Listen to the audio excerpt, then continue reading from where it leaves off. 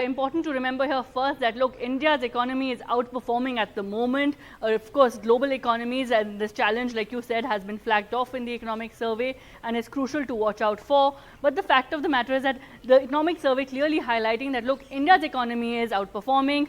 If these sort of ripple effects don't come into play, India can march ahead forward. India's economy also in the economic survey, very crucial there that you pointed out, the agriculture sector. They have said that look, the agriculture sector can be India's growth engine if, of course, some policies both from the central and state governments are looked at in a fresh angle altogether. So very, very clearly that look, if policies are shifted around, if we take these concrete steps, India's economy, which is already outperforming, can march forward in those aspects as well. And remember, agriculture is a key, of course, player in that, the entire agriculture sector there. So really, the economic survey highlighting that, look, while global economies and, of course, global barriers need to be looked at because, of course, India is not insulin to what happens in the rest of the world at large. But the fact of the matter is, if we can sort of navigate through those issues, then India's economy, and look at domestic policies as well. Remember, domestic policies at large play a crucial role, and that's where the spotlight really on the budget comes into play. Several analysts and experts that NDTV has been speaking to